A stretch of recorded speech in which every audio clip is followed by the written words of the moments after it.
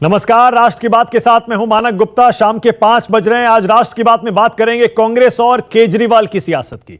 इन दिनों जहां कांग्रेस में सियासी हलचल अचानक तेज हो गई है, हर तरफ अटकलें लग रही हैं, कांग्रेस में क्या कुछ बड़ा होने वाला है?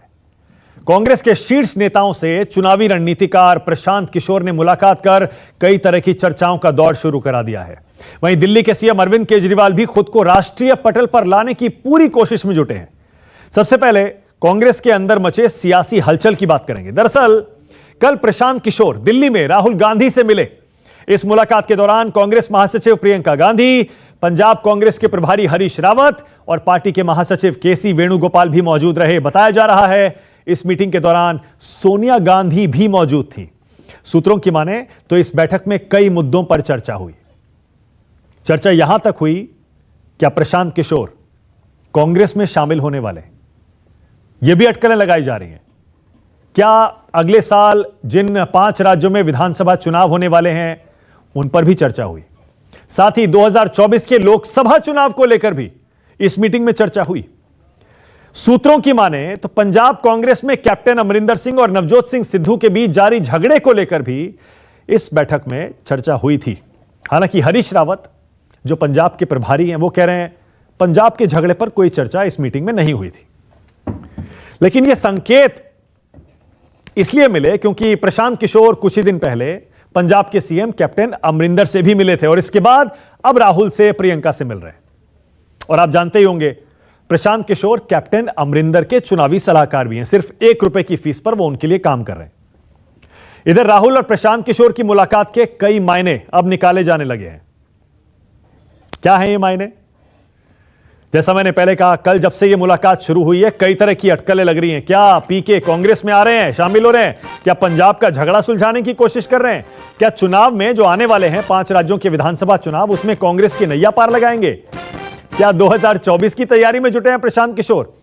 और क्या जो महागठबंधन बनाने की कोशिश हो रही है मोदी के खिलाफ 2024 के लिए, उसमें कांग्रेस को ला रहे हैं? एक और चर्चा यह भी है कि शरद पवार को राष्ट्रपति बनवाने की मुहिम छेड़ दी है प्रशांत किशोर ने। देखते हैं, क्योंकि अभी तक मीटिंग में क्या हुआ पूरी तरह से साफ नहीं है। दरअसल अगले साल कई राज्यों में विधानसभा चुनाव होने हैं, साथ ही राष्ट्रपति के चुनाव भी हैं। इसके अलावा 2024 को लेकर जो लोकसभा चुनाव है उसकी हलचल भी अभी से जारी है। अब प्रशांत किशोर की राहुल गांधी के साथ हुई इस मुलाकात को इसी कड़ी से जोड़कर देखा जा रहा है, या ये कहें इन सारी कड़ियों से जोड़कर देखा जा रहा है। कांग्रेस में एक और मुद्दे को लेकर हलचल आजकल तेज है, तभी ये अटकलें हैं। क्या कांग्रेस में कुछ बड़ा होने वाला है? सूत्रों की माने तो कांग्रेस लोकसभा में अपना नेता बदलना चाहती है। कांग्रेस अधीर रंजन चौधरी की जगह किसी और नेता को लोकसभा में नेता बनाना चाहती है। अब सूत्रों की माने तो लोकसभा में कांग्रेस के नेता के लिए राहुल गांधी का नाम चल पड़ा है। वो राहुल गांधी जो कांग्रेस का अध्यक्ष पद त्यागने के बाद दोबारा वो पद स्वीकार नहीं करना चाहते, बार बार अपनी पार्टी के सारे नेताओं की मांग को ठुकराते आ रहे हैं। लेकिन लोकसभा में कांग्रेस के नेता के पद के लिए अब अचानक राहुल गांधी का नाम चल पड़ा है। हालांकि चर्चा तो शशि थरूर की भी है, मनीष तिवारी की भी है। दरअसल इस पर आखिरी फैसला हो सकता है आज जो कांग्रेस की संसदीय रणनीतिक समूह की बैठक है उसमें ले लिया जाए। लेकिन राहुल गांधी एक बार फिर चर्चा में आ गए। क्या राहुल गांधी कांग्रेस के अध्यक्ष नहीं बनेंगे, लोकसभा में पार्टी के नेता बन जाएंगे? क्या वो पद स्वीकार कर लेंगे? यानी एक तरह से फिर से वो कांग्रेस का प्रमुख चेहरा सदन के अंदर बनने जा रहे हैं। इधर दिल्ली के सीएम और आम आदमी पार्टी के राष्ट्रीय संयोजक अरविंद केजरीवाल खुद को राष्ट्रीय स्तर पर लाने की पूरी कोशिश आजकल कर रहे हैं।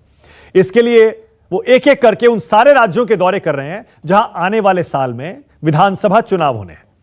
आज केजरीवाल 2 दिन के दौरे पर गोवा पहुंच गए। अगले साल फरवरी मार्च में ही गोवा में भी चुनाव होना है। गोवा दौरे पर पहुंचे केजरीवाल ने आज एक प्रेस कॉन्फ्रेंस की। बीजेपी और कांग्रेस दोनों पर करारा हमला किया। केजरीवाल ने कहा गोवा में 2017 में सबसे ज्यादा सीटें कांग्रेस को मिली थी, लेकिन सरकार बीजेपी की चल रही है। इसके अलावा केजरीवाल ने पंजाब और उत्तराखंड के बाद अब गोवा में भी फ्री बिजली देने का ऐलान कर दिया। केजरीवाल ने कहा गोवा में आम आदमी पार्टी की सरकार बनने पर सभी को 300 यूनिट फ्री बिजली दी जाएगी। साथ ही बिजली के पुराने सारे बिल माफ कर दिए जाएंगे। जरा सुनिए क्या बोले आज गोवा में अरविंद केजरीवाल। लोगों ने तो कांग्रेस को वोट दिया था, लोगों ने तो कांग्रेस की गवर्नमेंट बनाने के लिए वोट दिया था, मैंडेट तो कांग्रेस को दिया था और गवर्नमेंट बन गई बीजेपी की। जिस पार्टी को लोगों ने 13 एमएलए दिए थे, आज वो पार्टी 28 एमएलए लेके बैठी है।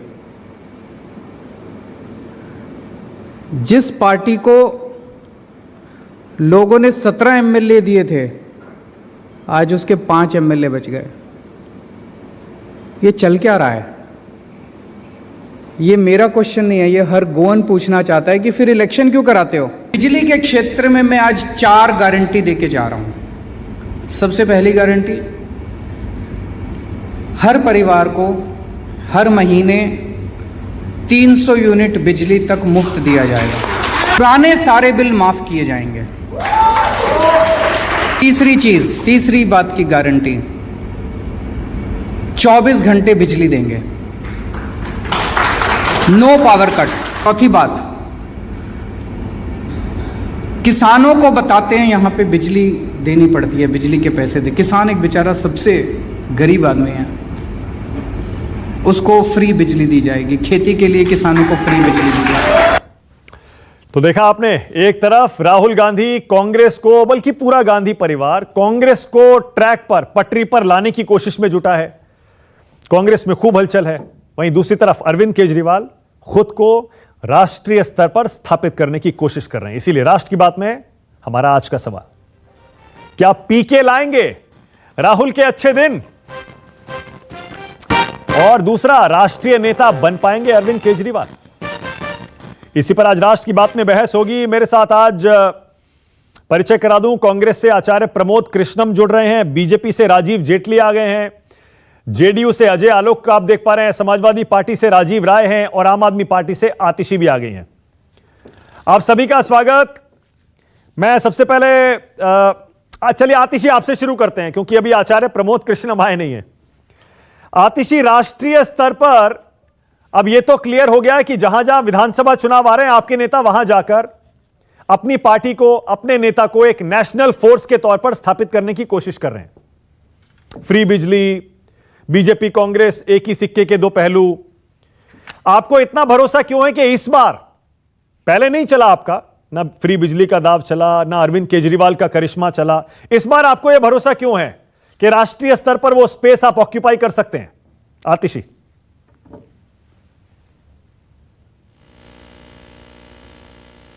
सिक्के के दो पहलू हैं, ये देश की जनता कह रही है।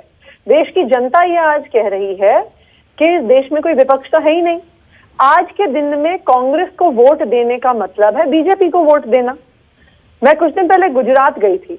गुजरात में लोग चर्चा में ये कहते हैं कि कांग्रेस की कैंडिडेट्स की लिस्ट बीजेपी के हेड ऑफिस में बनती है और कांग्रेस ऐसे कैंडिडेट खड़ी करती है जो बीजेपी के सामने जीत ही नहीं पाते। आप बाकी राज्यों में देखिए, चाहे वो गोवा हो, चाहे मणिपुर हो, कर्नाटका हो, मध्य प्रदेश हो, उन राज्यों की जनता वहां पे बीजेपी से परेशान होकर कांग्रेस को वोट देती है और फिर क्या होता है कि कांग्रेस के सारे विधायक बीजेपी में जाके बीजेपी की सरकार बना देते हैं। अगर कांग्रेस के विधायकों ने बीजेपी में ही जाना था तो एक ही पार्टी को वोट दिलवाते ना, क्यों दो अलग अलग पार्टी बन के आप इधर से भी आप ही खेल रहे हो, दूसरी तरफ से भी आप ही खेल रहे हो। अब देश की जनता ये देख रही है कि कांग्रेस को वोट देने का मतलब बीजेपी को वोट देना है, क्योंकि या तो ऐसे कैंडिडेट खड़े किए जाते हैं जो बीजेपी को हरा नहीं सकते हैं, या जीतने के बाद उनके विधायक चले जाते हैं बीजेपी में।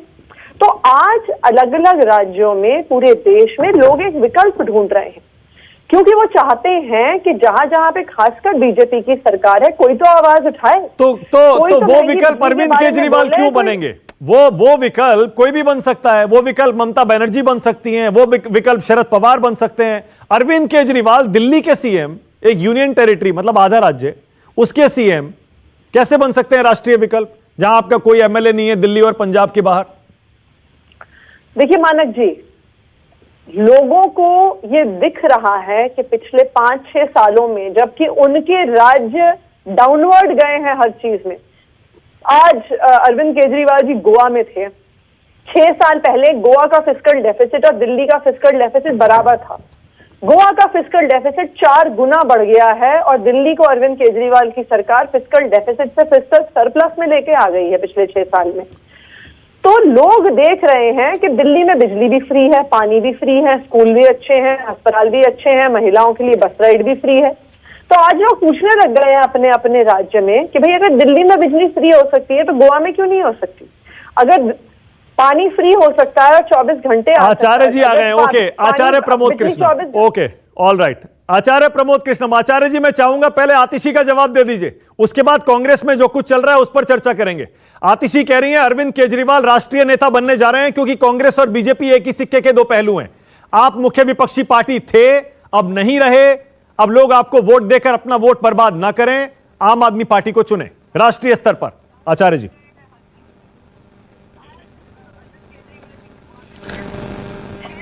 देखिए, अरविंद केजरीवाल जी दिल्ली के मुख्यमंत्री हैं। दिल्ली की जनता ने उनको चुना है, दिल्ली के अंदर सारे प्रदेशों के लोग रहते हैं, तो वो तो राष्ट्रीय नेता हैं ही। आतिशी उनका क्यों उनको डिमोशन करना चाहती है? उनको क्या राज्य का नेता मान रही हैं अभी तक आतिशी? बिल्कुल देश के नेता हैं अरविंद केजरीवाल जी। जो किसी राज्य का मुख्यमंत्री होता है वो देश का नेता होता ही है। अब सवाल इस बात का है कि अरविंद केजरीवाल जी को मुख्यमंत्री बनाने में जिस कांग्रेस ने भूमिका निभाई, जिस कांग्रेस ने सबसे पहले समर्थन देकर अरविंद जी को मुख्यमंत्री बनाया, आज ये उस कांग्रेस को कह रहे हैं कि वो बीजेपी और वो मिले हुए हैं। अरे भाई, अगर बीजेपी और कांग्रेस मिले हुए हैं तो फिर आप लोगों की जरूरत ही क्या है? फिर तो देश में हम लोग एक दूसरे से बदल के राज कर लेंगे। तो सवाल इस बात का, इस तरह की बेतुकी बातें, बचकानी बातें, वाहियात बातें करना सियासत में ठीक नहीं है। हाँ, ये अलग बात है कि अरविंद केजरीवाल जी की एक पार्टी है, उसके वो राष्ट्रीय अध्यक्ष हैं, दिल्ली के चीफ मिनिस्टर हैं, उन्हें पूरा हक है किसी भी राज्य में चुनाव लड़ने का। उन्हें पूरा हक है मिजोरम से लेके मणिपुर से लेके कश्मीर तक कहीं भी चुनाव लड़ने का। वो बिल्कुल उत्तराखंड में चुनाव लड़े, पंजाब में चुनाव वो लड़े ही थे, उत्तर प्रदेश में भी चुनाव लड़ने की तैयारी कर रहे हैं, बिल्कुल लड़े, उन्हें पूरा हक है, डेमोक्रेटिक सिस्टम में ये पूरा हक है। लेकिन ये कह देना कि अब कांग्रेस को जनता पसंद नहीं कर रही है, भाई कांग्रेस को पसंद नहीं कर रही है, आपको पसंद कर रही है, इसका प्रमाण पत्र कौन देगा? मानक जी, जनतंत्र में सारी शक्तियां जनता में निहित होती हैं। जनता जिसका समर्थन करती है वो सिंहासन पे बैठता है। हाँ। फिर उस सिंहासन को पलट देती है जनता।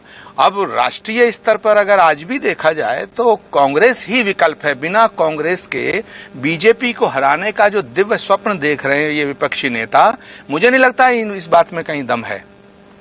Okay, all right. अब आप कह रहे हैं कि राष्ट्रीय स्तर पर अगर बीजेपी का विकल्प है तो वो है कांग्रेस और राहुल गांधी। आचार्य जी पहले एक सेकंड बस, हाँ आता हूं। तो आचार्य जी पहले तो ये बताइए, प्रशांत किशोर का सहारा क्यों लेना पड़ रहा है? खबरें ये आ रही हैं प्रशांत किशोर कांग्रेस में शामिल भी हो सकते हैं। अगर अपने आप में इतनी मजबूत है कांग्रेस पार्टी तो पीके का सहारा क्यों लेना पड़ रहा है?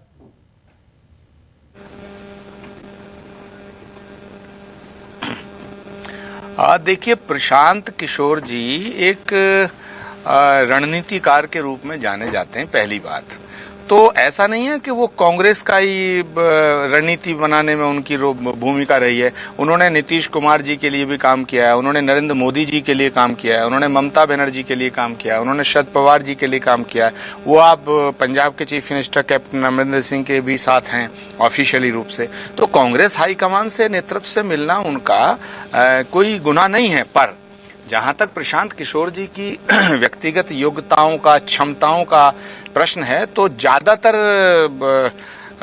जहां जहां उनका समर्थन और सहयोग रहा है वो पार्टियां सत्ता में आई हैं, या ये कह सकते हैं कि जो पार्टी सत्ता में आ रही होती है, जो नेता आगे बढ़ रहा होता, उसको एक अच्छा असेसमेंट करके प्रशांत किशोर जी उसका सपोर्ट कर देते हैं। उनमें वो मादा है, उनके पास वो नजर है कि वो जनता की भावनाओं को समझ लेते हैं और जनता की भावना जिस नेता और जिस राजनीतिक दल के साथ होती है वो उसका समर्थन करते हैं। तो अगर प्रशांत किशोर जी कांग्रेस का समर्थन करना चाहते हैं या कांग्रेस के साथ एक्टिव पॉलिटिक्स करना चाहते हैं तो ये प्रशांत किशोर की दूरदर्शिता कहलाई जाएगी। प्रशांत किशोर लंगड़े घोड़े पे दाव नहीं लगाते, प्रशांत किशोर दौड़ने वाले घोड़े पे दाव लगाते हैं। तो अगर प्रशांत किशोर कांग्रेस में आना चाह रहे हैं, प्रशांत किशोर कांग्रेस का सपोर्ट करना चाह रहे हैं, तो मैं समझता हूं कि कांग्रेस के लिए बहुत बड़ी बात है, शुभ संकेत है। ओके, अच्छा आचार्य जी एक सवाल और। चर्चा चल रही है कि लोकसभा में राहुल गांधी कांग्रेस पार्टी के नेता बन सकते हैं, क्योंकि आपका वो जो पद है अधीर रंजन चौधरी जिस पर बैठे हैं अभी,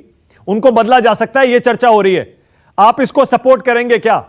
क्योंकि आप पहले भी लगातार कहते रहे राहुल गांधी को नेतृत्व संभालना चाहिए, वो कांग्रेस अध्यक्ष पद नहीं संभालना चाहते, लेकिन लोकसभा में क्या नेता बनने जा रहे हैं वो?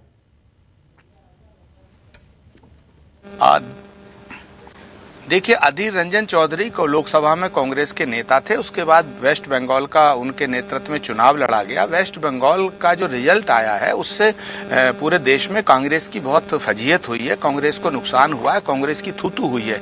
40-45 सीटों से 0 पे आ जाना और कांग्रेस पार्टी का इतना बड़ा नुकसान होना, जबकि वेस्ट बंगाल की टोटली पॉलिटिकल स्ट्रेटेजी जो थी चुनाव की, वो अधीर रंजन चौधरी जी को ही बनानी थी और उन्होंने बनाई। उन्होंने कहा भी ममता बनर्जी से समझौता नहीं करना है, लेफ्ट से करना है, तो कांग्रेस पार्टी ने ग्रीन सिग्नल दे दिया। तो जब परिणाम अगर गलत आता है तो फिर परिवर्तन तो होना सुनिश्चित है। परिवर्तन वेस्ट बंगाल में भी होगा, लोकसभा में भी होगा। अब लोकसभा में कांग्रेस का नेता कौन बनेगा ये तो कांग्रेस नेतृत्व का फैसला है और पार्लियामेंट्री बोर्ड में जो लोग बैठते हैं उनका फैसला होगा।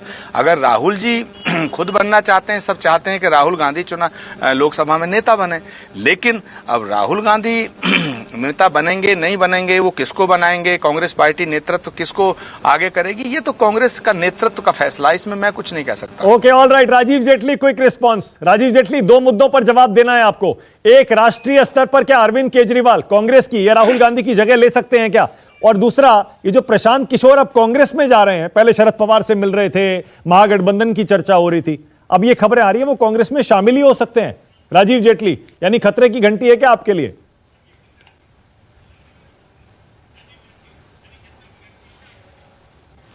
नहीं, मुझे समझ ही नहीं आया कि मानक जी मैं क्या जवाब दूं।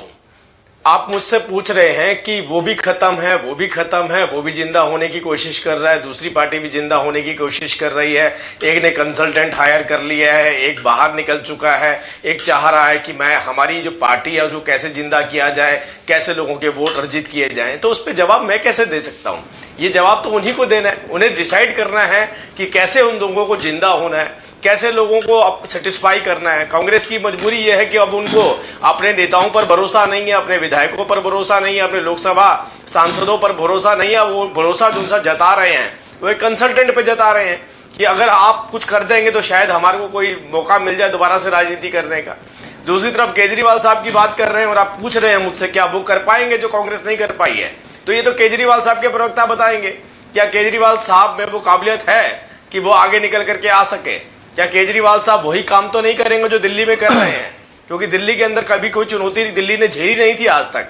पहली बार जब दिल्ली में एक बड़ी महामारी आई तो उस वक्त पे हमने देखा, आपके चैनल के माध्यम से हम केजरीवाल साहब को रोज सुनते थे, सुबह भी, दोपहर को भी, शाम को भी। बड़ा मोटा पैसा मैंने सुना खर्च किया उन्होंने अपने प्रचार में। और जो आदमी अपने प्रचार में इतना मोटा पैसा खर्च करेगा तो वो कहीं से कम दिल्ली की जनता के लिए तो नहीं कर रहा होगा। आप प्रशांत किशोर को बहुत हल्के में ले रहे हैं राजीव जेटली।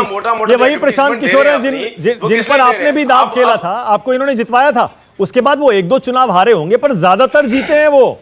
और आचार्य प्रमोद कृष्णम कह रहे हैं उनको दिखाई दे गया है कि अब कौन जीतने वाला है। कांग्रेस पर दाव लगा रहे हैं। मैं तो मानक जी, आपने क्यों हमारे देश की जनता की बेइज्जती कर रहे हैं कह के कि इस देश की जनता को अपना मैंडेट करना नहीं आता, उन्हें अपना चुनाव देना नहीं आता, उन्हें पता नहीं है किसको चुनना है। ये प्रशांत किशोर जी ने देश की जनता का माइंड चेंज कर दिया क्या? उत्तर प्रदेश के अंदर क्या हुआ था? तो आपने क्यों हायर किया था उनको? यही प्रशांत अरे भाई, आपने भी तो हायर किया था। ये प्रशांत किशोर वहां पर क्यों नहीं कामयाब? आपने भी तो रखा था प्रशांत किशोर को। हमने तो आईटी के लिए किसी भी कंसल्टेंट को अरे मालिक जी, आईटी के लिए किसी भी कंसल्टेंट को रख लीजिए। ऐसा थोड़ी है कि आप उनके चरणों में बैठ जाएंगे जाकर के। कोई राजनीतिक पार्टी का शीर्ष नेतृत्व किसी कंसल्टेंट के चरणों में बैठ के बोले कि अरे भाई मुझे जिंदा कीजिए, ये इस तरीके की परंपरा तो इस देश के अंदर पहली बार देखने को मिल रही है। जब जनता को साइड कर दिया, अरे भाई आप जनता के चरणों में बैठते जाके जनता से माफी मांगते। Okay, Acharya Pramod Krishnam, quick response. उसके बाद जा रहा हूं अजय आलोक और राजीव राय के पास, फिर आ रहा हूं आतिशी। आचार्य जी बोलिए। जनता के सामने करते थे। आचार्य जी बोलिए।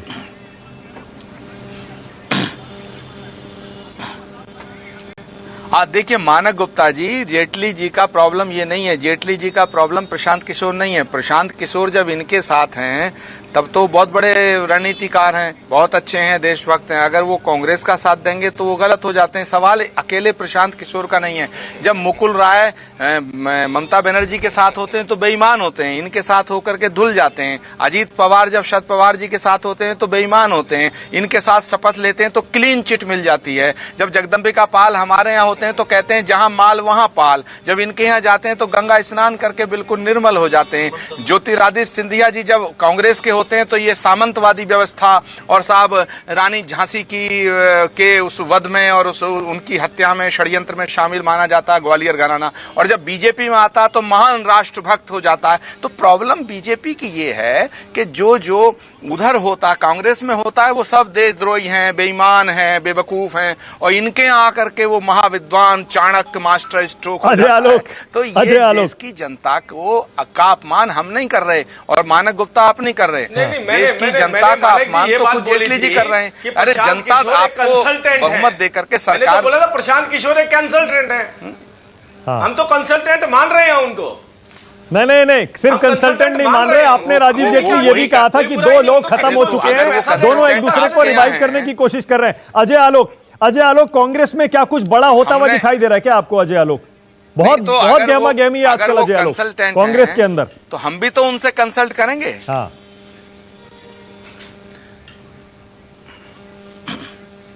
लाख का होता है तो कांग्रेस पार्टी कितनी हाथी मर के भी 9 लाख का होता है। तो कांग्रेस पार्टी कितनी भी पीछे चली गई है, भले 50-52 पे है, हाँ, तो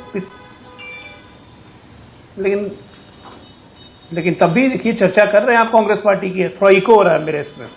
हाँ, मैं उसे ठीक कराता हूँ। हाँ, बोलिए अजय आलोक, बोलिए। तो मेरा ये कहना है कि कांग्रेस पार्टी जो भी कर रही है उसका इंटरनल अफेयर है। कांग्रेस पार्टी जो भी कर रही है उनका इंटरनल अफेयर है। किसे वो लोकसभा का नेता बनाते हैं, क्यों प्रशांत किशोर की सर्विसेज लेते हैं। क्योंकि आज एक बहुत बड़ा बयान दिन में आया था, अगर आपने ध्यान दिया हो तो शिवसेना की तरफ से संजय रावत ने बहुत क्लियरली बोला कि प्रधानमंत्री मोदी के सामने लड़ने के लिए विपक्ष के पास कोई चेहरा नहीं है। अब कोई अगर चेहरा हो तो वो सिर्फ शरद पवार का हो सकता है। प्रशांत किशोर कुछ दिन पहले शरद पवार से ही मिल रहे थे, हो सकता है यही आइडिया देने गए हों। तो क्या होगा नहीं होगा ये तो आने वाले समय में पता चलेगा। लेकिन एक बात तो तय है ना, इन सब बातों से, स्वामी जी की बातों से, आपकी बातों से, समाजवादी पार्टी भी कुछ बोलेगी ही, इन सब की बातों से एक बात तो तय है कि छिन्न मस्तिका की तरह विपक्ष भी छिन्न है, अभिन्न है। इनको लड़ना सबसे एनडीए से है, लेकिन कैसे लड़ेंगे इनको पता नहीं है। तो ठीक है, हमारे लिए तो ये अच्छी बात है। इसी तरह से ये मंथन करें। अभी मंथन से विष निकलेगा, ऐसी उम्मीद में रहे कि इस मंथन से कभी अमृत भी निकलेगा, लेकिन वो 10 साल के पहले होने वाला नहीं है। अरे लेकिन हलचल बहुत है ना अजय आलोक, आप फिर से हल्के में ले रहे हैं। आप प्रशांत किशोर को भी हल्के में ले रहे हैं, पूरे विपक्ष को भी हल्के में ले रहे हैं। आपने अभी से राइट ऑफ कर दिया कि कुछ नहीं होने वाला। वो शरद पवार से मिले, ममता बनर्जी को उन्होंने जिताया, अभी फिर राहुल गांधी से मिल रहे हैं। अरे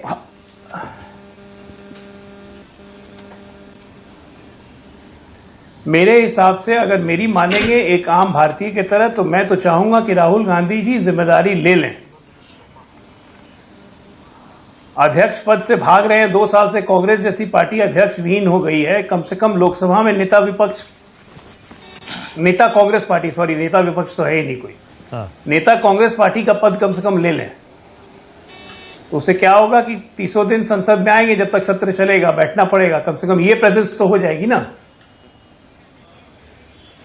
अच्छा, ओके। आचार्य जी, मुझे आपको मौका देना पड़ेगा। राहुल गांधी पर कटाक्ष कर रहे हैं अजय आलोक, उसके बाद आ रहा हूं राजीव राय। बोलिए आचार्य जी। और देखिए, अजय आलोक जी जो हैं बहुत ही अच्छा एनालिसिस करते हैं, विद्वान हैं और बहुत ही ज्ञानी व्यक्ति हैं, अनुभवी व्यक्ति हैं। मैं एक बात साफ तौर से कहना चाहता हूं कि ये जो संजय राउत जी का बयान है, संजय राउत आज कांग्रेस के समर्थन से सरकार चला रहे हैं, लेकिन बेसिकली वो एंटी गांधी फैमिली एक मानसिकता से ग्रस्त हैं और ये सब गांधी फैमिली के खिलाफ एक साजिश है। गांधी फैमिली को डराए जाने का एक षड्यंत्र बुना जा रहा है और गांधी फैमिली को साइड करके बाकी मोदी का विपक्ष तैयार करने की बात हो रही है। लेकिन मैं कहना कहना चाहता हूं मानक जी, गांधी फैमिली को साइड करके नरेंद्र मोदी जी का इस देश में कोई विकल्प अभी तक न बना है ओके, और न राजीव बन राय, पाएगा। ऑल राइट, राजीव अगर राय। नरेंद्र मोदी जी का कोई विकल्प बनेगा, भाजपा का राष्ट्रीय स्तर पे कोई विकल्प बनेगा, हाँ। तो वो सिर्फ गांधी फैमिली के नेतृत्व वाली कांग्रेस पार्टी के साथ होकर के बनेगा। ओके। कांग्रेस को साथ अलग हटके नरेंद्र मोदी जी का कोई विकल्प बिल्कुल नहीं बन सकता। ओके राजीव राय, यहीं से शुरू करिए। चलिए, आप आचार्य प्रमोद कृष्णम कह रहे हैं मोदी के खिलाफ अगर कोई विकल्प बनेगा वो गांधी फैमिली और कांग्रेस से ही बनेगा, क्योंकि चर्चा बहुत है आजकल, महागठबंधन की कोशिश हो रही है 2024 के लिए, या हो सकता है 2022 के लिए भी। प्रशांत किशोर क्या डिस्कस करके आए हैं राहुल गांधी प्रियंका गांधी से अभी पता नहीं है, हो सकता है यूपी के लिए चर्चा हो रही हो। आप तैयार है क्या? आचार्य जी क्या सोच रहे हैं वो स्वतंत्र है। आचार्य जी को अपनी सोच के लिए स्वतंत्र है कि फलाना के बिना कुछ नहीं होगा, इनके बिना सांस नहीं ले सकते, उनके बिना खाना नहीं खा सकते। पर आचार्य जी को मुबारक हो। जहां तक उत्तर प्रदेश की सरकार है, हमारा अनुभव अच्छा नहीं रहा। और मैं भारतीय जनता पार्टी के प्रवक्ता को सुन रहा था कि दुनिया भर की कन्या निकाल रहे थे। तो मानव गुप्ता जी, मैं एक बात कहूंगा, मैं इस समय बेंगलोर से आपसे जुड़ा हूँ, बेंगलोर में जुड़ा हूँ और आपको आमंत्रित करता हूँ। आप बेंगलोर एयरपोर्ट से निकलेंगे ना तो पूरे बेंगलोर में योगी जी का पोस्टर लगा हुआ है कि 4 लाख लोगों को रोजगार दे दिया। और कल आपके चैनलों में देखा होगा, जब नौजवान गए शिक्षा मंत्री से मिलना चाहते थे तो उनको किस तरह लाठियां पड़ी और किस तरह पुलिस वाला गाली दे रहा था। उत्तर प्रदेश में बच्चों की जिनका काउंसलिंग तक हो चुका है, शिक्षकों का नियुक्ति पत्र नहीं मिल रहा है। जितने भी एग्जाम हुए उसमें सारे पर्चे पहले लीक हो गए। इस समय 17 भर्तियां रुकी हुई है। तो हम तो जिससे लड़ाई लड़ रहे हैं हम सक्षम मानते हैं उत्तर प्रदेश में, और आपको विश्वास दिलाते हैं, चाहे आपके माध्यम से पूरे देश को विश्वास दिलाते हैं कि ऐसे लोगों को जो जुमले बोलकर, झूठ बोलकर आते हैं, दूसरों को पाठ पढ़ाते हैं। आचार्य जी की एक बात से मैं बिल्कुल सहमत हूँ, दूसरे जगह जो रहता है उसके अंदर तमाम कमियां आती है। इनके यहाँ आते हैं सारे लोग पवित्र होते हैं, और इसलिए होते हैं कि चैनल पर जितने पैनल पर आपके लोग बैठे हुए हैं, इसमें से एकमात्र पार्टी ऐसी है जिनका प्रतिनिधित्व आदरणीय राजीव जेटली जी कर रहे हैं, जो मुस्लिम लीग की पार्टनर आजादी से पहले के हैं। एकमात्र ऐसी पार्टी है कि जिनका इतिहास इतना राजीव राय, मैं समझ रहा हूं कि आप बीजेपी को टारगेट करेंगे, ऑब्वियसली करेंगे, आपको बीजेपी को हराना है यूपी में, लेकिन आप इस बात को नजरअंदाज कर रहे हैं कि राहुल गांधी प्रियंका गांधी यूपी में पूरी ताकत लगाने जा रहे हैं, और प्रशांत किशोर हो सकता है कि उनके लिए यूपी की रणनीति बना रहे हो। आप नजरअंदाज कर रहे हैं उनको या हल्के में ले रहे हैं? माना गुप्ता जी, हम ना नजरअंदाज कर रहे हैं ना हल्के में ले रहे हैं। हम उत्तर प्रदेश में अपने अनुभवों को आपसे बता रहे हैं। आपको अगर याद होगा तो 2017 में थे ये, और क्या परिणाम हुआ। कांग्रेस पार्टी, अब क्या बताएं, मैं आप 2-3 और अनुभव बता देता हूं। हाँ। गुजरात में हम लोग से केवल 5 सीटें मांग रहे थे, मध्य प्रदेश में केवल 5 सीटें मांग रहे थे चुनाव से पहले, नहीं दिए। बिहार और यूपी में कितनी सीटें ले लिए। गुजरात और मध्य प्रदेश में किसकी सरकार है आज, किसकी सरकार है? तो ये तो इनका वो हो रहा है। और जहां तक राहुल गांधी और प्रियंका गांधी जी आ रहे हैं, सबका स्वागत है। उत्तर प्रदेश दुनिया का 6ठा सबसे बड़े देश के बराबर आबादी वाला प्रदेश है। और मैं आचार्य जी से कहूंगा, विद्वान आदमी है, कि उनको सलाह दें कि चुनाव लड़ने से पहले कम से कम जिले की कमेटियां तो बना ले, बूथ तो बना ले, ब्लॉक कमेटी तो बना ले। मुझे पूरा यकीन है आचार्य जी को पता है कि कहीं इनकी कोई कमेटी फंक्शनल नहीं है, इसलिए हम ऐसे लोगों को वहां इंपॉर्टेंस दें या चिंता करें, ऐसी बात नहीं है। हम जानते हैं कि लड़ाई 1 to 1 है। 1 to 1 उस आदमी से है जो अपने योगी बोल रहा था और उत्तर प्रदेश में बता रहा था ना, दिल्ली में पहली बार प्रलय आया और अरविंद केजरीवाल क्या कर रहे थे।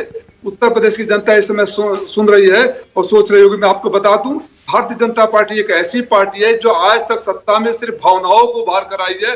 हिंदू, मुसलमान, पाकिस्तान, आतंकवादी ये करके आई है। पहली बार रियल क्राइसिस पूरे हिस्ट्री में बता रहा हूँ। हम तो सारे आजादी से पहले लड़े हुए भी हैं, तो लड़ाई का भी इतिहास नहीं, आजादी के बाद वर्तमान की बात कर रहा हूँ। पहली बार इन्होंने एक रियल क्राइसिस फेस किया, जहां लाशें तैर रही थी, ऑक्सीजन के लिए लोग तड़प रहे थे, और इनके लोग ब्लैक में से लेके। अच्छा राजीव राय, एक छोटा सा कमेंट और करिएगा। आप अभी स्वागत कर रहे थे, आप कह रहे थे आए राहुल गांधी आए, प्रियंका गांधी आए, आप अरविंद केजरीवाल का भी स्वागत कर रहे हैं क्या यूपी में? क्योंकि वो भी पैर पसार रहे हैं अपने। माना गुप्ता जी, कोई लोकतंत्र में किसी को आने से रोक सकता है क्या? लोकतंत्र में चुनाव लड़ने के लिए सारी पार्टियां स्वतंत्र है। मैं भी यहाँ कर्नाटक में चुनाव लड़ा था, एक एमएलए लेकर भी गया था यहाँ से। तो लोकतंत्र में तो सबका स्वागत है ना, सबको, किसी को विरोध नहीं करना चाहिए। और मुझे नहीं लगता कि आप पार्टी को या किसी को विरोध करेगी। जनता जिसको चुन कर देगी वो जनता का प्रतिनिधित्व करेगा, वो सरकार बनाएगा। मैं कहूँगा आप क्यों आ रहे हैं, मैं कौन होता हूँ, कोई भारतीय जनता पार्टी हूँ? नहीं, राष्ट्रीय स्तर पर नहीं, बात वो नहीं है। देखिए, आपने बड़ा आसान सा जवाब दे दिया। मैं ये कह रहा था नेशनल लेवल पर यूपी, उत्तराखंड, पंजाब, गोवा, गुजरात, सब जगह अरविंद केजरीवाल जा रहे हैं। और अभी आतिशी यही कह रही थी ना, नेशनल लेवल पर जगह खाली है। वो कह रही नेशनल लेवल पर जगह विकल्प ढूंढ रहे हैं लोग, और वहां अरविंद केजरीवाल फिट हो जाएंगे। देखिए मानक जी, मैं एक बात बता रहा हूँ, बहुत प्रैक्टिकल बात बता रहा हूँ। मैं भी पूरे देश में घूमता रहता हूँ और देश से बाहर भी घूमता रहता हूँ। देश में इस समय जो मूड है ना, हाँ, भारतीय जनता पार्टी के खिलाफ है। मैं कोई बड़ी बात नहीं कहूंगा। जहां जो पार्टी भारतीय जनता पार्टी के खिलाफ मजबूत होगी, वो पार्टी जीतेगी, चाहे कांग्रेस हो, चाहे समाजवादी पार्टी हो, चाहे आम आदमी पार्टी हो, चाहे कोई पार्टी हो। इस समय नफरत की पराकाष्ठा पर पहुंच ओके, मैं समझ गया। ऑल राइट, मैं समझ गया। ओके, एक अजय आलोक से कमेंट जरूर लूंगा, क्योंकि अजय आलोक अक्सर आम आदमी पार्टी पर खूब हमलावर रहते हैं, खूब अरविंद केजरीवाल को निशाना बनाते हैं। अजय आलोक, अरविंद केजरीवाल के नेशनल एम्बिशंस, नेशनल प्लान पर आपकी क्या राय है?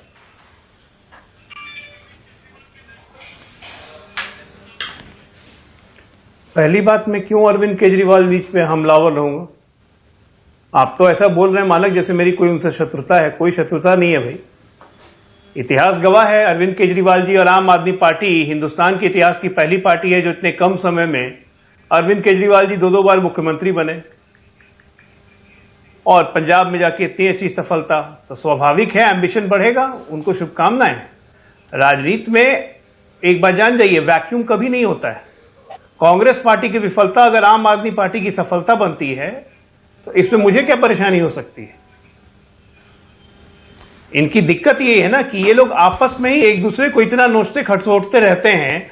दर्द मुझे क्या होता है कि कहीं ना कहीं इन सब सत्ता की प्राप्ति के चक्कर में ये तुष्टीकरण का भूत जब इन लोगों के ऊपर हावी हो जाता है, तब वो सही मायने में खतरा हो जाता है। अरविंद केजरीवाल जी को शुभकामनाएं, बिल्कुल लड़े, हर जगह लड़े। वो तो बिहार में भी आएंगे, यूपी में भी आएंगे, अभी गोवा लड़ने जा रहे हैं, उत्तर प्रदेश लड़ने जा रहे हैं। अच्छी बात है। ये किसी राजनीतिक दल की इच्छा होती है कि उनका विस्तार हो। हाँ, अच्छा से विस्तार करिए। कमाल है अजय आलोक। मैं समझ नहीं पा रहा हूं, पहले तो आप बहुत पानी पी कर कोसते थे आम आदमी पार्टी को, दिल्ली सरकार को, अरविंद केजरीवाल को। क्या हो गया अचानक? आए, स्वागत है, बिहार में भी आए, यूपी में भी आए। आप चाह रहे हैं क्या? देखिए, मैं जो एंटी बीजेपी वोट है वो बढ़ जाए? एक मिनट, आप तो स्वागत करेंगे। मैंने कोसा तब था जब बिहारियों को धक्के मार मार के दिल्ली से भगा दिया कोरोना फर्स्ट वेव में। मैंने कोसा तब था जब मिसमैनेजमेंट हुआ था, और बिल्कुल आपके टीवी पे कोसा था। डीटीसी की बस खड़ी कर करके यूपी और बिहार भगा दिया लोगों को। लेकिन अगर उनका विस्तार हो रहा है, जनता उनको पसंद कर रही है, 2 बार इलेक्टेड मुख्यमंत्री है, तो कोसने की बात क्या है? बाद में उन्होंने अपने आप को रेक्टिफाई किया, सेकेंड वेव में देखिए कुछ ऐसा नहीं हुआ। हाँ, आतिशी, ठीक है, लोग अपनी गलती से सीखते हैं, अच्छी बात है।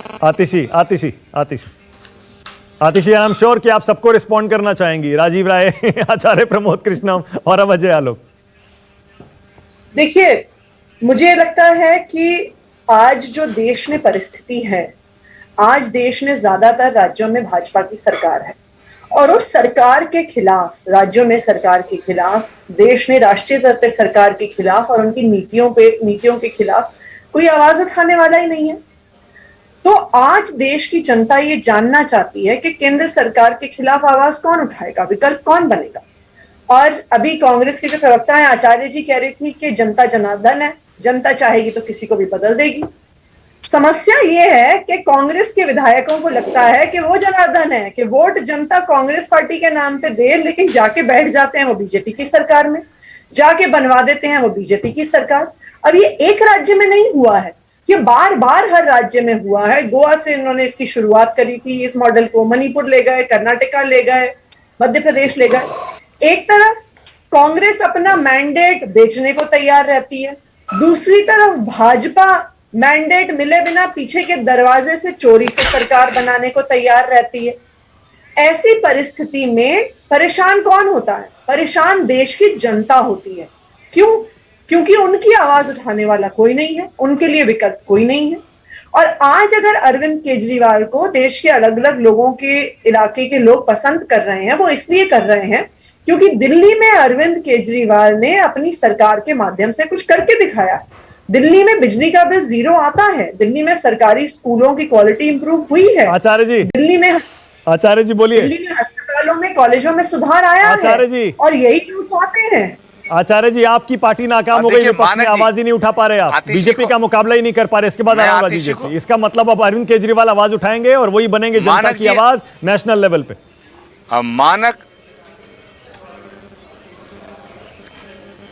मानक आपकी डिबेट के दो बड़े इंटरेस्टिंग पहलू हैं, बहुत इंटरेस्टिंग डिबेट है आपकी। पहला कि कांग्रेस पार्टी ने 89 से लेकर अब तक लगभग 31 साल हो गए अलग अलग राज्यों में क्षेत्रीय दलों को बहुत ताकत दी, इसलिए दी कि हम भाजपा को सत्ता में आने से रोक सकें। और वो कांग्रेस पार्टी ने बड़े खुले दिल से, चाहे उत्तर प्रदेश में समाजवादी पार्टी की सरकार हो, बिहार में लालू यादव जी का दल हो, या कहीं भी दिल्ली में अरविंद केजरीवाल जी का। लेकिन इंटरेस्टिंग बात क्या है, देखिए मानक, इस डिबेट का सबसे इंटरेस्टिंग पॉइंट क्या है कि कांग्रेस पे जितने हमले भाजपा कर रही है उससे ज्यादा क्षेत्रीय दल कांग्रेस पे हमले कर रहे हैं। और शत्रु का शत्रु दोस्त होता है। तो अब मुझे कहने के लिए कुछ बचा नहीं है। कांग्रेस पर जितने हमले भाजपा कर रही है उससे ज्यादा हमले वो पार्टियां कर रही हैं जिनको सत्ता में लाने के लिए शक्ति देती रही है कांग्रेस पार्टी, सिर्फ इसलिए कि भाजपा को रोका जा सके। अब फैसला जनता को करना है। आतिशी, बिल्कुल आपको पूरे देश में चुनाव लड़ना चाहिए, और मैं कहना चाहता हूं राजीव राय से कि समाजवादी पार्टी को भी लड़ना चाहिए, उन्हें भी गोवा में चुनाव लड़ना चाहिए, पंजाब में भी लड़ना चाहिए, सबका लोकतांत्रिक अधिकार है। वो तो कह रहे हैं राजीव राय, आपसे सीटें मांगी थी, आपने दी नहीं, 3 सीटें मांग रहे थे। हमारा अनुभव कांग्रेस के साथ अच्छा नहीं रहा। सरकार क्यों बनवाते हैं आचार्य जी? ये सवाल का जवाब भी तो दीजिए। मैं आपको, कर्नाटक में क्या हुआ, मध्य प्रदेश में क्या हुआ, मणिपुर में क्या हुआ, आतिशी जी, गोवा में तो आपको 17 विधायक मिले थे, आज से 5 कैसे रह गए? आतिशी जी, मैं बताता हूँ, आतिशी जी, क्यों चले गए भाजपा में उनकी सरकार मैं बताता बनाने के लिए? मध्य प्रदेश में आपकी सरकार की क्या हुआ, बताइए। मैं बताता हूँ, मैं जवाब दे रहा हूँ आतिशी जी, मैं जवाब दे रहा हूँ आतिशी, मैं जवाब दे रहा हूँ। जिस तरह की दृष्टि, कोप दृष्टि, गिद्ध दृष्टि बीजेपी वालों ने कांग्रेस के विधायकों पर लगाई, जब आम आदमी पार्टी के विधायकों पर जिस दिन लगेगी उस दिन आपकी पार्टी भी ये डकैती करके ले जाएंगे। ये बहुत बड़े महाबली लोग हैं। कहाँ आतिशी आप मुझसे बहस कर रही है इस बात पे? आप इस समय देश को बचाने के लिए कांग्रेस पार्टी का समर्थन नहीं करें, ये आपका अपना फैसला है, ये अपना फैसला है। मगर मैं 10 सेकंड लेना चाहूंगा। अभी राजीव राय जी ने कहा कि हमारा कांग्रेस के साथ जो गठबंधन का जो फैसला था उसके अनुभव अच्छे नहीं रहे। भाई ये बात तो कांग्रेस भी कह सकती है। हाँ, राजीव जेटली, आचार्य जी, राजीव राय के बारे में क्या कह रहे थे, कंप्लीट कर लीजिए, फिर राजीव जेटली के पास जाओ। अपना फैसला, आप क्या लाइन ऑफ एक्शन है ना। हाँ, यस, राजीव राय कह रहे थे कि कांग्रेस के साथ जो हमारे अलायंसेज रहे हैं उनमें हमें अनुभव अच्छा नहीं रहा। भाई ये बात तो कांग्रेस के नेता भी कहते हैं कि अगर हम अकेले लड़ते तो हम जीतते, समाजवादी पार्टी का जो बैगेज था उनके कामों का वो हम पे पड़ा। लेकिन प्रश्न ये है, कहने में सबको स्वतंत्रता है, मगर मैं आज एक बहुत इंपॉर्टेंट बात कह के अपनी बात खत्म करूंगा। उत्तर प्रदेश के अंदर जब मायावती जी और समाजवादी पार्टी मिले 19 में, तो कांग्रेस को अलग कर दिया, कांग्रेस को अलग कर दिया, कांग्रेस को अलग कर दिया। नहीं, कांग्रेस को, राजीव राय मुझे बात तो पूरी होने दो यार। अरे राजीव भाई, मुझे राजीव बाबू बात तो पूरी होने दो। कहां बीजेपी की तरह आप भी जब बीच में कूद पड़ते हो? तो ये तो बीजेपी के लोगों को अधिकार है, आपको और हमको नहीं है। मैं बस 10 सेकेंड मैं कहना चाहता हूं कि जब मायावती जी और अखिलेश यादव जी समाजवादी पार्टी और बसपा मिले तो कांग्रेस को अलग कर दिया, तो बीजेपी को आपने हरा लिया। दूसरी बात, जब कांग्रेस और समाजवादी मिले तो मायावती जी को अलग कर दिया, क्या बीजेपी हारी? और 2022 के अंदर भी अगर आपने समझदारी से काम नहीं किया, अपने सत्ता के और अपने अहंकार में रहे, तो बीजेपी दोबारा सरकार बनाएगी। राजीव जेटली, उसके बाद अजय आलोक। राजीव जेटली बहुत देर से सुन रहे हैं। राजीव जेटली बोलिए।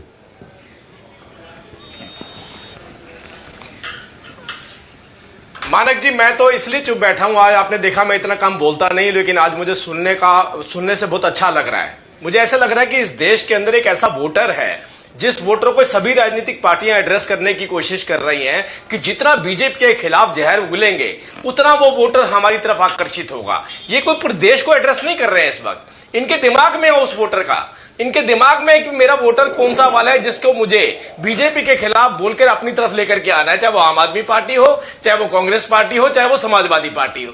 अब तीनों ही ने देखिए कोशिश क्या करी। तीनों की कोशिश थी कि बीजेपी को गाली निकालिए। इस देश की जनता प्रधानमंत्री के साथ है। इन्हें यह मालूम है कि कौन सा वोटर ऐसा हो सकता है जो हमारे देश की नीतियों की खिलाफत में कभी कभी खड़ा हो जाएगा और उसको अपनी तरफ आकर्षित कैसे करना है। तो इस जद्दोजहद में जब ये लगे हुए हैं, तो उस जद्दोजहद में मैं इसलिए बीच में नहीं पढ़ना चाहता था कि इनको पूरा अधिकार है उस वोटर को पूरी तरह से कन्विंस करें, जिस वोटर की तरफ हम कम से कम इस नजरिए से नहीं देखते कि किसी राजनीतिक पार्टी को गाली देंगे तो वो शायद हमारी तरफ आएगा। देश के प्रधानमंत्री ने जो काम करके दिखाए हैं उसके ऊपर कोई भी राजनीतिक पार्टी चर्चा नहीं कर सकती, कोई भी चर्चा नहीं कर सकती। हम किसी धर्म विशेष या जाति विशेष के हिसाब से अपनी राजनीति को सर्वाइव नहीं करवाते हैं।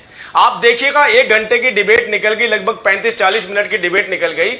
आपकी डिबेट को जो लोग देख रहे होंगे ना, उनको मजा आ रहा होगा, उस वोटर को और ज्यादा मजा आ रहा होगा कि आम आदमी पार्टी मेरे लिए लड़ाई लड़ रही है, या कांग्रेस मेरे लिए लड़ाई लड़ रही है, या समाजवादी पार्टी मेरे लिए लड़ाई लड़ रही है। इनका अभी तक का पूरा जो डिबेट निकाली है, पूरा एड्रेस जोन सा उस वोटर के लिए है, और जिस वोटर के लिए इनको समझ में आ रहा है। ओके, भारतीय जनता हाँ, राजीव राय उसके बाद अजय आलोक। राजीव राय सुन लिया आपने, आप अलग अलग लड़ते रहिए, कुछ नहीं होने वाला आपका। जिस तरह आचार्य प्रमोद कृष्णम भी इशारा कर रहे हैं, अलग अलग लड़ेंगे, वही होगा जो होता आया है। नहीं, अलग अलग नहीं, अलग अलग नहीं, अलग अलग नहीं, अलग अलग नहीं, अलग अलग नहीं, मानिक जी, अलग अलग नहीं। मैंने कहा एक ही वोटर के लिए लड़ रहे हैं ये सब लोग। मानक गुप्ता जी, आप आ गए ना, आप गवाह हैं, आप एंकर हैं, आप कोऑर्डिनेटर हैं, मॉडरेटर हैं। इस पैनल पर किसी ने, मैंने किसी पार्टी ने किसी धर्म विशेष या किसी वोटर विशेष की बात नहीं करी, लेकिन सच्चाई है। नहीं, समझने वाले समझ गए, जो डिबेट देख रहे हैं उनके समझ में आता है कि आप किस वोटर के लिए लड़ाई लड़ रहे हैं। बोलने दीजिए, बेचैनी, मैं जानता हूँ बेचैनी शुरू हो जाएगी, आगे बोलूंगा तो और भी बेचैन हो जाएंगे आप। मानक गुप्ता जी बोल लेने दीजिए, क्योंकि आप सबसे कम टाइम दिए मुझे। उस वोटर को मैं आप एक बात बोलना चाहता हूँ, उस वोटर को अगर हटा दिया जाए, पाकिस्तान, आतंकवाद, हिंदू मुसलमान दंगा अगर हटा दिया जाए, तो गांव की प्रधानी के चुनाव जीतने की औकात इनकी नहीं है। और प्रधानमंत्री जी ने क्या किया है? प्रधानमंत्री जी ने रेल, तेल, वेल सब बेचा है, देश को सबसे ज्यादा बेरोजगार बनाया है, देश को अरे जाके प्रधानी में हरा दिया जनता ने, और डकैतों की तरह लूट लिया योगी के गुंडों ने। योगी के गुंडों ने जो तांडव किया है, औरतों की तारीफ की है, तब उसकी किडनैप किया है। बीच बीच में माशाल्लाह माशाल्लाह और बोल देते हैं, बात करते करते एक दूसरे की तरफ इशारा करते करते माशाल्लाह क्या बात रखी आपने, माशाल्लाह क्या बात रखी आपने। ये बीच बीच में बोल देते तो और क्लैरिटी हो जाती है आपकी बात की। कायर प्रवक्ता की तरह बात मत करिए, आपके बीच में किसी ने नहीं बोला। जब बोल रहा हूं तो डर क्यों रहे हैं? जो मोदी जी के सुन लीजिए क्या कराते हैं। अरे आप डर क्यों रहे हैं? बोलने क्यों नहीं? आपके बीच में किसी ने बोला, आपके बीच में किसी ने बोला, आपके बीच में किसी ने बोला, आपके बीच में किसी ने बोला, सुनने का ताकत रखिए, जो सबसे कमजोर होता है ना, किसी को बोलने नहीं देता है। बोलिए बोलिए। मोदी जी ने क्या किया है? देश को बोलिए ना, बोलिए सुन रहे हैं। देश को बेचने का दुकान खोल रखा है। तेल का दाम, सदन में सुषमा स्वराज ने कहा था, मान्यवर, जब डॉलर की कीमत नीचे जाती है ना, डॉलर के खिलाफ रुपए की कीमत नीचे जाती है तो देश का सम्मान नीचे जाता है। याद है आपको? देश का सम्मान कहाँ चला गया, किसके सर्वे में? दुनिया का सबसे करप्ट देशों में, दुनिया में। अभी आप लोग पत्रकार, आप तो पत्रकार हैं, आया है डेमोक्रेसी में, पत्रकारिता के खिलाफ सबसे ज्यादा अहंकारी नेताओं में शामिल कर दिए, जीडीपी सबसे नीचे गिरा दिए, बेरोजगारी अब तक का सबसे ऊपर है। देश को बेचने में इनका कोई सानी नहीं, न भूतो न भविष्य। जिन बातों पर, जिन मुद्दों पर काले धन के लिए इंतजार कर रहे हैं, स्विस बैंकों में इंतजार कर रहे हैं, नाम तक बताने के लिए। अजय आलोक बोलने में, अजय आलोक रिस्पॉन्ड कर रहे हैं। अजय आलोक बहुत अच्छे तरह बोलेंगे। अजय आलोक। मानक मैं आचार्य प्रमोद जी की एक बात से सहमत हूं कि 31 साल हो गए जब 1989 में कांग्रेस सत्ता में थी, और आज 31 वर्ष के बाद 2001 में भारतीय जनता पार्टी सत्ता में। उस वक्त भी एक वोट के लिए लड़ाई हुई थी कि गैर कांग्रेसी वोट को कैसे एकजुट किया जाए, और भारतीय जनता पार्टी तक समाजवादियों के साथ मिलकर चुनाव लड़के कांग्रेस पार्टी को सत्ता से बेदखल किया था उन्होंने। आज इस 31 वर्ष में क्या समाज का परिकोण बदला है कि कांग्रेस पार्टी के साथ इन तीनों में से कोई आने को तैयार नहीं है? यह किसकी विफलता है? क्या आचार्य जी नहीं मानेंगे कि कांग्रेस के नेतृत्व की सबसे बड़ी विफलता यही है? आप लोग जो कह रहे हैं कि भारतीय आतिशी कह रही थी कि कांग्रेस के विधायक चले जाते हैं, भारतीय जनता पार्टी की सरकार बना देते हैं, तो ये किसकी विफलता है? हम क्यों नहीं तोड़ेंगे दूसरे दल को भाई? आप क्यों नहीं तोड़ेंगे दूसरे दल को? ये तो आपके दल की ताकत होनी चाहिए ना कि आपके दल के विधायकों की, एमपी की निष्ठा अपने नेतृत्व में बनी रहे। आप ये कह रहे हैं कि लोकतंत्र में विश्वास नहीं है आपको? आप ये कह रहे हैं, आप टेलीविजन पे कह रहे हैं कि आपको लोकतंत्र पर विश्वास नहीं है? बिल्कुल लोकतंत्र विश्वास है। मैं कह रहा हूं कि नेतृत्व और निष्ठा में विश्वास नहीं है। जनता ने किसी एक पार्टी को वोट दिया, सुनिए ना, तो मैंडेट आतिशी मैं आपके लिए नहीं कह रहा हूं। आप भारतीय जनता पार्टी को, बाकी को टारगेट कर रही हैं, लेकिन आपसे सवाल मेरी बात तो सुन लीजिए, उसके बाद मेरी बात सुन लीजिए, फिर जवाब दे दीजिएगा। आप लाइव आप बीच में बोल रही हैं, बिल्कुल मैं लोकतंत्र पे विश्वास नहीं है। आप मेरी बात सुनेंगी तब जवाब दे दीजिए तो ज्यादा अच्छा रहेगा। आपको मैंडेट नहीं मिलेगा, मुझे पूरा लोकतंत्र विश्वास है। ये लोकतांत्रिक प्रक्रिया का ही हिस्सा होता है। लोकतांत्रिक प्रक्रिया का हिस्सा ही है। मैं ये कह रहा हूँ कि नेतृत्व आपका कमजोर है। आप कांग्रेस की हिमायत कर रही हैं या बीजेपी की खिलाफत कर रही हैं, पहले ये तय कर लीजिए। पार्टियों के विधायकों को अरे आप कांग्रेस की हिमायत कर रही हैं, बीजेपी की खिलाफत कर रही हैं। देखिए आप खुद लोग कंफ्यूज हैं, आप लोग कंफ्यूज हैं। प्रॉब्लम आपके साथ ये है, आपका ओरिएंटेशन ही नहीं है कि आपको लड़ना कैसे। क्या लड़िएगा आप लोग? पहले आपस में निपट लीजिए। आपस में एक दूसरे के स्पेस को लेने के लिए आप लोग की सब मारपीट है। आज आप लाइव टेलीविजन एक दूसरे की स्पेस लेने के लिए आप लोग मारपीट कर रहे हैं। आप एनडीए से क्या लड़ेंगे? पहले एक काम कीजिए, कांग्रेस से लड़ लीजिए, आप वो समाजवादी पार्टी से लड़ लें, वो बहुजन समाज पार्टी से लड़ लें। जब सब लड़ के बच जाइएगा तब आ जाइएगा एनडीए से लड़ने। आप हमें लाइव टेलीविजन पे आप किसी एक नेता को मान ही नहीं सकते। कह रहे हैं सबको एक नारियल चाहिए। 1000 लोग मौजूद है, नारियल मुझे ही चाहिए। कैसे नारियल बटेगा? दिक्कत ये है, उस नारियल के चक्कर में देश बर्बाद हो जाएगा। विश्वास नहीं है, इसलिए एक्सपेरिमेंट नहीं किया जा सकता है देश के साथ। आपको हॉर्स ट्रेडिंग पे विश्वास है। देश के साथ एक्सपेरिमेंट नहीं होता है। आप देखिए, देश के साथ एक्सपेरिमेंट नहीं होता। आतिशी जी, सबके सामने रख दी है। आप कांग्रेस के साथ हैं या कांग्रेस के खिलाफ हैं? पहले ये बताइए ना। आपने भाजपा की और एनडीए की बोली आज नेशनल टीवी पे के सामने रख दी। आपने जो बात अभी कहा, मुझे लगा कांग्रेस पार्टी के साथ है, तो ये अच्छी बात। कांग्रेस मैंडेट बेचने को तैयार है और भाजपा मैंडेट चोरी करने को तैयार है। पार्टी के आप साथ है ना, तो अच्छी बात है। चलिए 2 दल तो मिले कम से कम। चलिए कम से कम सामने तो आ गया। करेंगे समाजवादी पार्टी के बहुजन पे मिल जाए, मिलवाने वाली बात होनी चाहिए। कि आप लोकतंत्र पे विश्वास नहीं करते हैं। फलक्रम ही नहीं बने। कि आप हॉर्स ट्रेडिंग करते हैं। 9 मन तेल होगा, सबके सामने बोल दिया। आपने तो सबको बोल दिया कि हम खरीदते हैं। अरे अपने विधायकों को, अपने एमपी को आप बैठा के रख नहीं सकते। नेतृत्व आपका कमजोर, सक्षम है नहीं। आप मान तो रहे हैं ना कि आप खरीदते हैं, कि आप हॉर्स ट्रेडिंग करते हैं। चलिए कम से कम आज देश को पता तो चल गया कि ये हमारे में रहते हैं तो खराब है, बीजेपी में जाके रहते हैं तो ठीक हो जाते हैं। जनता क्यों मान लेती है? जनता आपके साथ नहीं है ना। स्पष्ट हो गया कि कांग्रेस को वोट देने का मतलब भाजपा को वोट देना है, क्योंकि कांग्रेस के विधायकों को खरीद ही लेगी। ऑलराइट, मेरे पास टाइम खत्म हो गया। आज मेरे पास टाइम खत्म हो गया है।